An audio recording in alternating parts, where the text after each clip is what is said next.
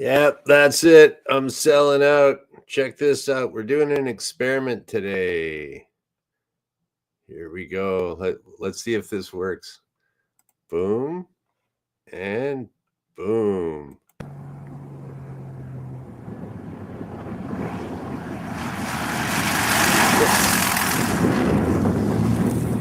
Fuck it.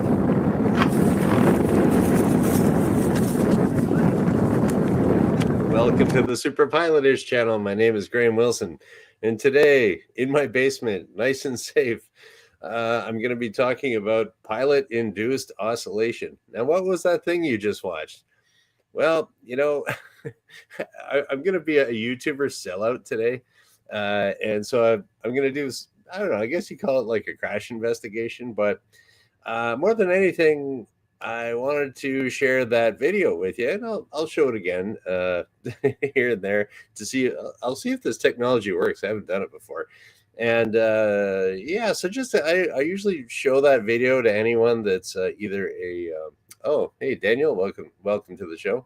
I usually show that video to any new student when I'm talking about how to land, and you can start porpoising, as they call it, like that video does, and or it's actually called pilot induced oscillation. And so I'll show that to them. I'll also show it to any instructors that I'm teaching if they're going to get their instructor rating, and say, show this to your students. So that actually is oh, hey Chad, welcome to the show, man. Stay tuned, there's going to be airplane crashes for the first time on superpilotish. But yeah, so I wanted to show that video to people and just say, okay, this is what not to do. You don't want to scare people when you're showing these crash videos. So I'm kind of on the fence. But if Daniel and Chad, if you haven't seen the video I'm talking about, I'm going to try this new experimental technology again because it's kind of cool. I just experimented with this the other day, and now I'm doing it for the first time with video. So let's try this. So this is an airplane that's porpoising or experiencing pilot-induced oscillation. Fuck it. There we go again. Man, I don't know how the sound works. I don't have any headphones here. So let's go back to this. There we go. I'm getting into the whole share screen, whatever you're supposed to do here, presentation stuff. And so yeah, I will be explaining today how to not do that if you're a pilot, and I'll be using the good old KD12X, the original. And yeah, so what is this thing? So yeah, but the weird thing here too is that, like, what could cause that? And I was like kind of late getting here, and my brain's a little frazzled because what could happen that is maybe the pilot's having some sort of some medical problem or something like that. Oh, Greg's here too. Hi.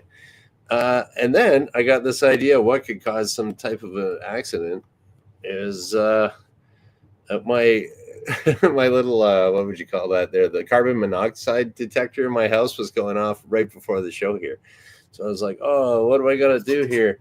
You unplug it from the wall, and then I had to take this battery out. But of course, I had to bring it down here, and I had to use good old Woody, my screwdriver, to take that out and everything. And then I got to get my show together. So there we go. If you are experiencing carbon monoxide poisoning, it doesn't have an odor or anything like that. And a lot of times in airplanes, especially if you're using the heating system, and oh, hey, I'm Rick is here too. Yeah, so if the heating system on a airplane is kind of like it's kind of like on an old Volkswagen, really old Volkswagen Beetle. Okay, before we get to our pilot-induced oscillation, I'm going to talk a bit about carbon monoxide because I can. So what happens? You got your airplane here. I'm going to draw a propeller. That is exactly what an airplane propeller looks like. That gets attached to your engine, and you got some cylinders on the side of your engine, just like that, just like a Volkswagen. And then you have your exhaust coming off.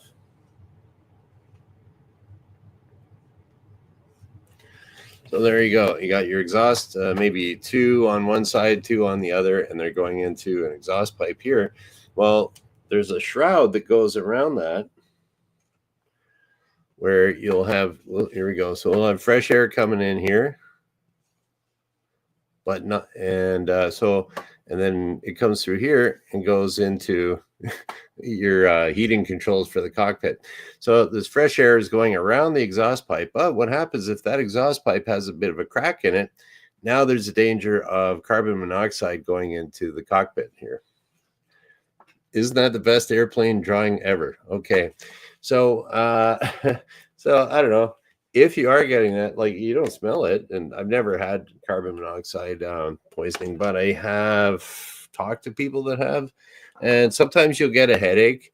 Other times you'll just kind of get all kind of dozy, and it would be, I guess, would be a certain type of hypoxia, lack of oxygen, something like that.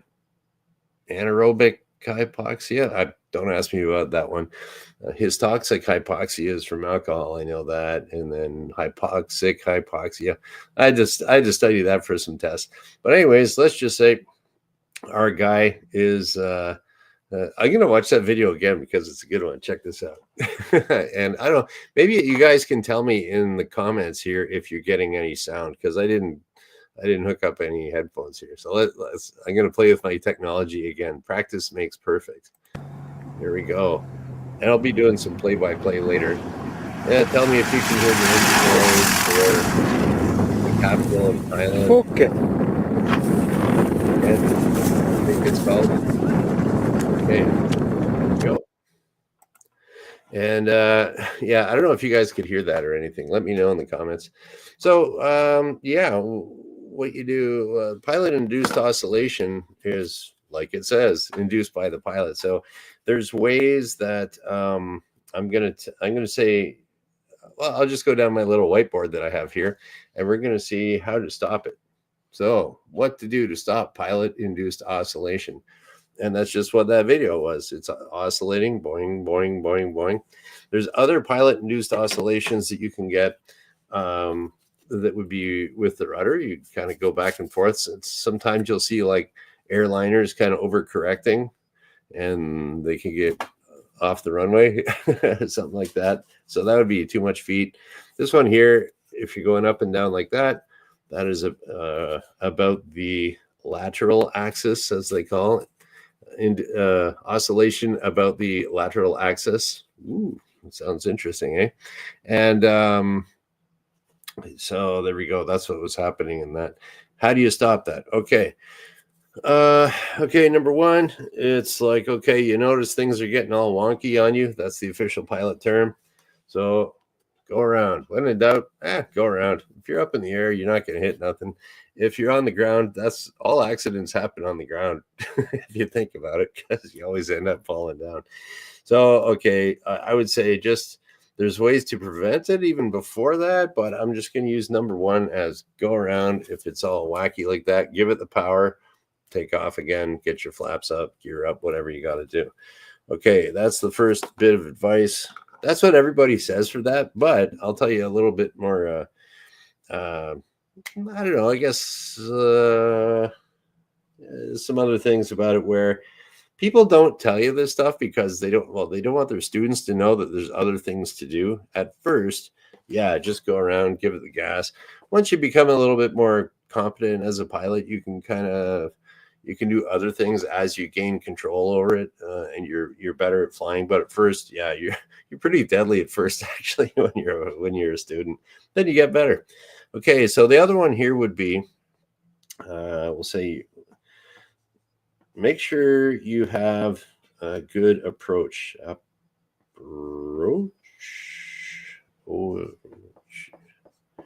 Yeah. So make sure your approach is good here. So that means that if we see in this the video at first, I'm gonna pause. I'm gonna play with my technology here again. So there's our guy. Now, what's that look like to you? I would say that this guy is coming in at a very flat approach at probably a little bit higher speed than you should be.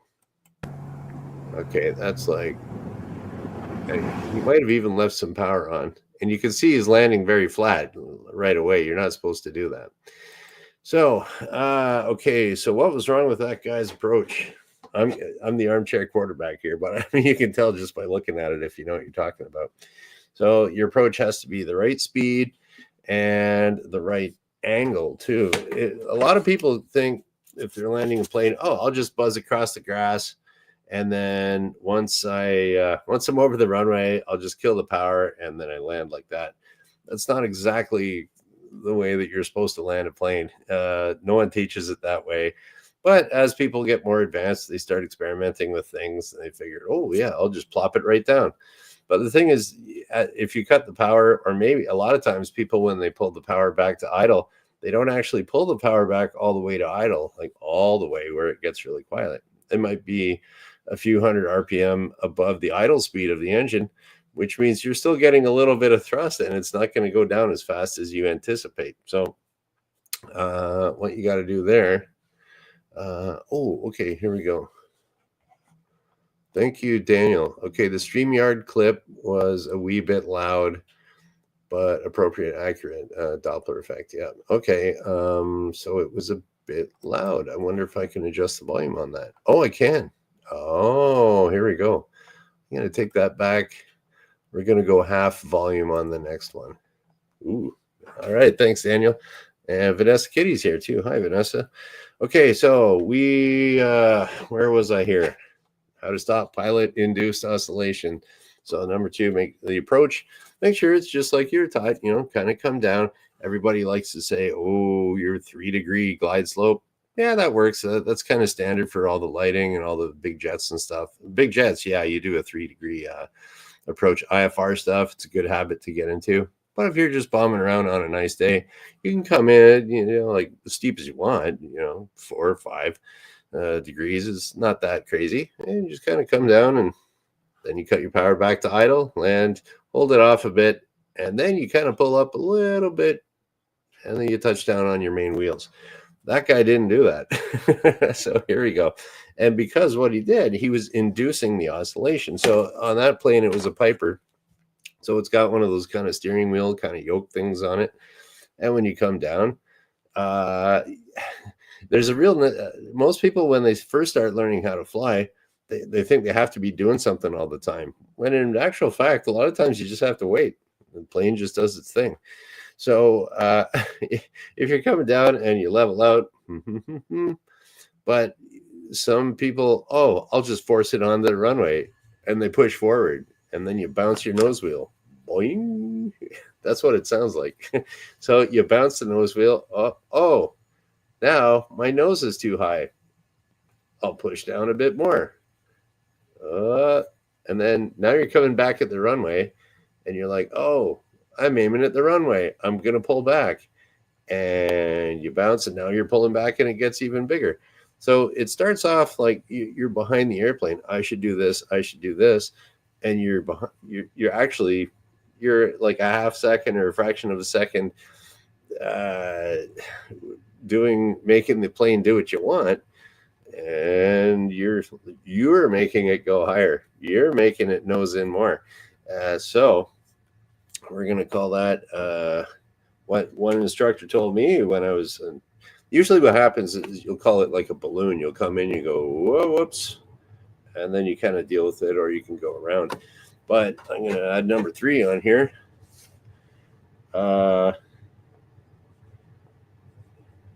Just to fight the urge to start jamming the nose down or pulling the nose way up, just freeze for half a second. What's going on here? And then by that time, like, it might take a couple seconds before you even get close to the ground again. 1001. Oh, I better do this. And then you're okay. And you're not forcing the plane and making it worse. So what you can do there is just chill out, man. Put the attitude of the plane the way you want. Throw the nose up on the horizon and just wait a bit. You're back on the ground. So that's one way of doing it. And let's watch that video again with half volume. Here we go. It's pretty cool. Let's do some learning, people. We will not be doing this in our plane. Okay, let's go back. Can I go back here?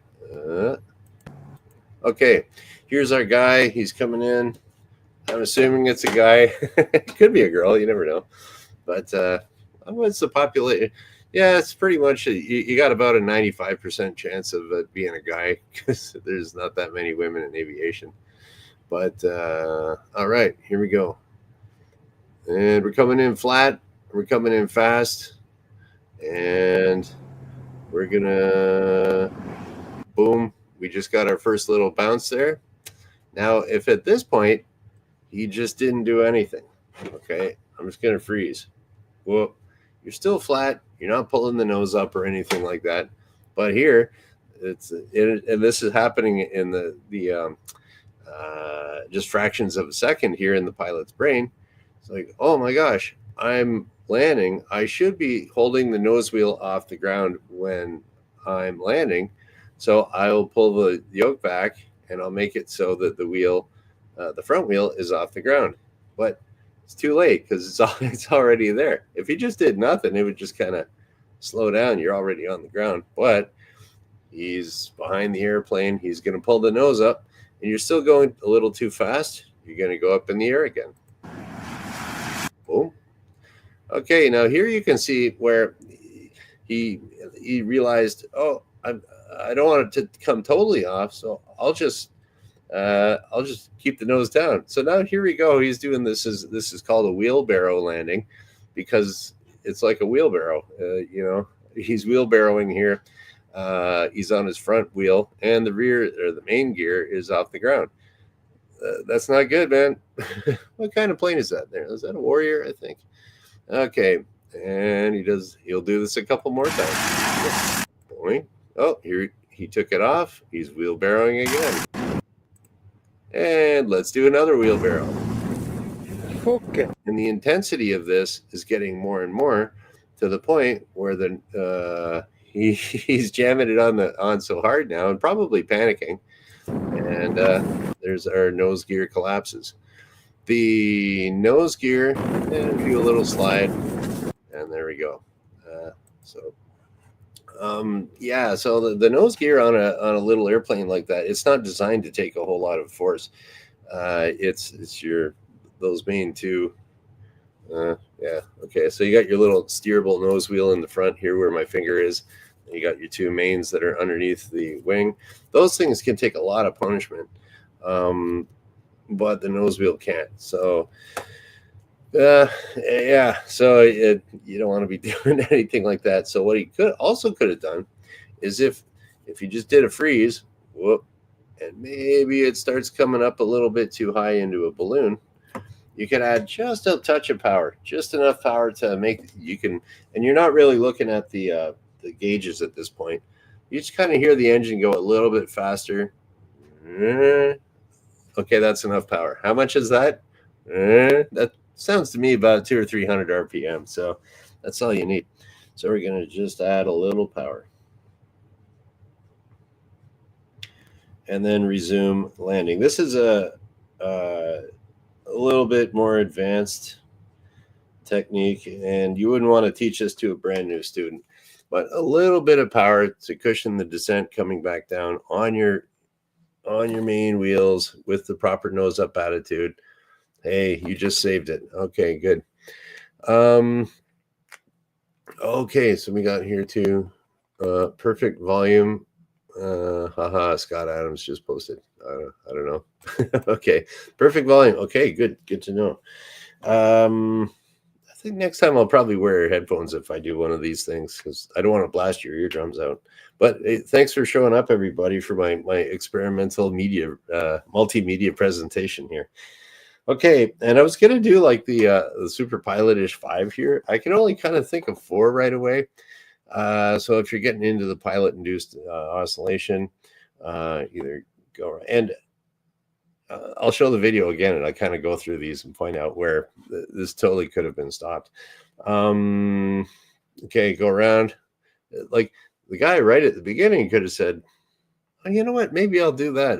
I'll kind of go through this, and I'll like I'll freeze and thaw the our little video here. Let's try this. Okay, that's where he crashed at the end. Oops. Okay, so here we go. Here's our guy. I don't know. You guys can't see my cursor here, probably. Anyways, yeah. So here's our guy. He's coming in too fast. He's too low. He's too flat. Right there, he could have just said, you know, this is looking really goofy and terrible. I'm going to go around. I don't know if you can see that. Okay. Maybe it's just kind of small. Okay, here. Could have gone around. Okay, the other thing that he could have improved his approach beforehand. Proper speed, proper angle coming down. Yeah, he yeah, it is like this is just like if you're an instructor watching this type of approach, you just know you got to grab the controls here pretty soon. Like you can just see it coming a mile away. Actually, before it gets to this, if you're a student, if I'm with a student, but I'll kind of give them a few little verbal, watch your speed here. You might want to give it a little power, a little less power, and then the student can correct it and won't even get into this situation. So yeah, so so that would never happen with me on board. But anyways, yeah, so make sure the approach is good, and nothing, you can call off a landing at absolutely any time, and you probably should get in the habit of doing it just for fun every once in a while. Maybe just imagine, oh, there's a truck on the runway now, I'm gonna overshoot, and I'm not even down at like 300 feet yet. You could do that. Freeze. Okay, this guy could have, let's try this here. And he comes down. He's coming flat and bounce. Okay. And maybe bounces it again. Whoop. And maybe again. Whoop. Okay. So at any point in there, he could have just kind of stopped and didn't do anything with the elevator. Elevator here looks like it's in a pretty neutral position to me. So you should be starting to freeze it. I guess you can't see that. Don't do anything. And maybe slowly starting a little back pressure on the yoke. And once that happens, freeze. If he stopped right there doing anything, it would have just kind of went along. It would have been an ugly landing, but it wouldn't have gotten any worse. And even if he brought the nose up a bit and ballooned, you could add a little power and settle it back in. So there we go. Let's watch that crash again. Yay! Fuck it. Oh, not good. Not good. Don't do that. Okay, so there we go. That's everything. That's how you stop pilot-induced oscillation about the lateral axis. Other stuff, just don't fight it with the feet too much. Oh, Phil's here too. Filipino working at CBS. Hi, guy. Yeah, so that was kind of it today.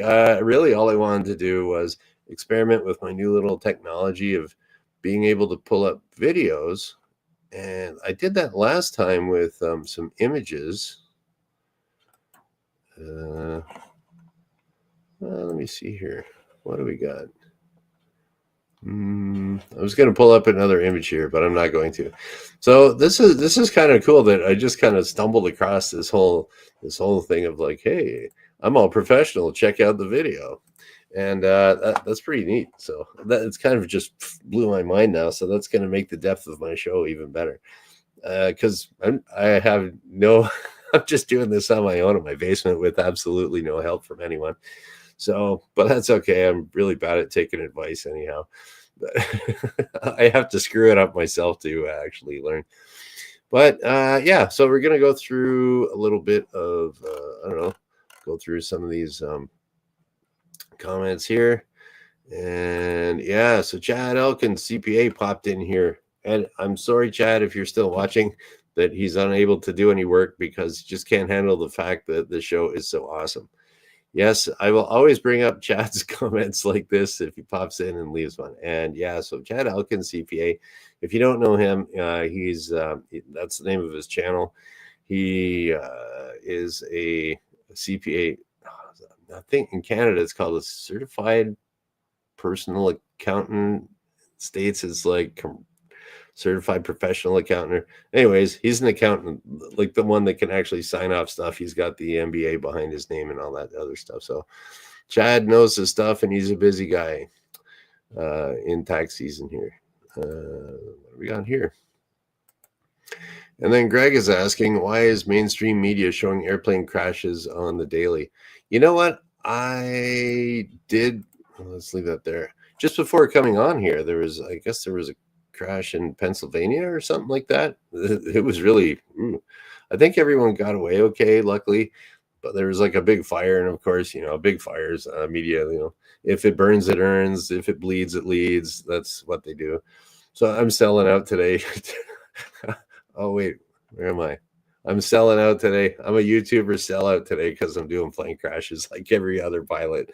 But I mean, I hate to admit it, but I like I like watching them. They're just thinking. The thing is, everyone likes a good pilot crash video because, like, if you are a pilot, you say, "Oh, that would never happen to me," even though it could if you're not careful. A lot of these crashes could happen to anybody on a bad day, but chances are still statistically low. But it's also a good thing for survival. It's like, ooh, okay, got to make sure I don't do that. So who knows? With my little advice today, somebody might have improved their landings or something. So here we go. Yeah, and then parking lot abuse in several instances. Daniel was saying. It was in a parking lot. This one that I saw today. Okay. Oh, and then we have. Well, you know what? There is this thing here. Greg brings up. Okay. Imric was saying probably a chick flying it. No, statistically no. But one thing that Greg does bring up, that there are distinct biological differences in spatial intelligence. Ever attempt to teach your daughters how to parallel park? Parallel parking is hard to do anyways, and I have taught women how to fly before. It seems to me it's okay in general. I've looked at the studies of that because before I started teaching my first female student, I was like, is there anything I should really be thinking about differently here? Or is there, and because no matter who you're teaching, everyone's different, right? So if you're teaching someone from India, they're going to take your either criticism or not criticism, your instruction. Someone from India is going to take that differently than someone from South America or someone from Canada, born and raised. If there's so I did look into it, if there's any gender differences within the way that things are taught, and I did come across in some actual pilot studies, crew resource management articles that believe it or not, women's brains are a bit different. No, yeah, a little bit on average. So it doesn't mean that they can't learn. It's just, they might have to, everybody has that one little thing they got to work a little bit harder on. For women, it's usually navigation, and usually it's navigation, and so that could be kind of spatial intelligence you're talking about there, Greg. But they just study a bit more and they get it. So it's the differences are really quite minor, but I mean, they are there to pay attention to. So an example there, if you're going to teach a map reading to a woman, some are just like, yeah, I know how to read a map, but others are like, I never liked reading maps, so I never read a map. So I don't know how to read a map. And I was like, well, if you want to fly, you better learn. And then they do. So it's like, but there's other things that are different. Like women are better on the radio than the guys. They're a lot more clear because the timbre of their voice is higher, and they have extremely clear communications on the radio, which is helpful. It's there's that. They're also good like manual dexterity for some things, switching little knobs and levers and things like they're.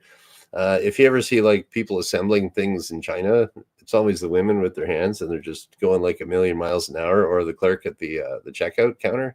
Usually, the old lady at the grocery store is like lightning fast on the cash register. To me, I'd be like, "Oh, how much is that?" So, there's different things there too. Okay, right. What do we got here? I'm Rick was more concerned if I made that cardboard plane and if it will fly. It won't fly. But I don't even know if I'd want to fly a plane that I built. Like I would trust my where are we here?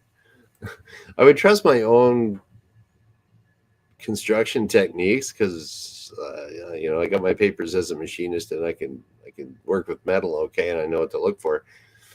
But I wouldn't necessarily trust the engineer or the guy that built this thing in the first place in his garage, and I'm using his plans.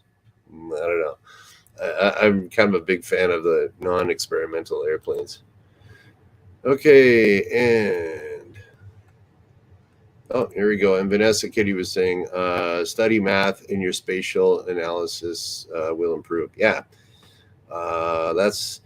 I think that's kind of half the reason to teach people calculus is because you got to start thinking about moving an equation around. So you rewire how do I move my x's over here, my y's over here? Then I can do this and that and this and that, and dy, dx, all that other fun stuff. It gets your brain, calculus gets your brain thinking in a real different way. And then you put that, once your brain's wired up for that, it helps you for problem solving in the future. I think that's the way it works. So, yes, I would agree with Vanessa Kitty here too. And if I'm not mistaken, she's a math teacher. What else we got here? And Vanessa says that wind shears near the runway were always a thrilling approach in Alaska. Yeah, if you got any like mountains and stuff like that, the winds could be nuts. I've never actually flown in the mountains, but I've known people that have, and I've heard the horror stories. So it's kind of like, if I ever was going to go flying in the mountains, I'd really brush up and make sure the weather's good. Hey, Filipino working at CBS said that Top Gun on Nintendo taught me the angle and speed must be correct, or you crash into the aircraft carrier. That's actually true. So that's pretty cool. Okay. He's a teacher, if I remember correctly. I don't know, he or she or somebody, but whoever Vanessa is, is a teacher, I think. So, all right. Okay, here we go. So that is about it for today. Thanks for indulging me with my new technology here. And all right, that's about it. So today's Monday. So I'll be back hopefully with some. I don't know if I'm going to get into the crash stuff, but I'll be doing something cool on Wednesday because I do this Monday, Wednesday, Friday at noon Eastern. And we'll just kind of shut her down here. And as Wrench likes to say, we're going to pull the mixture. So thanks for watching. Bye.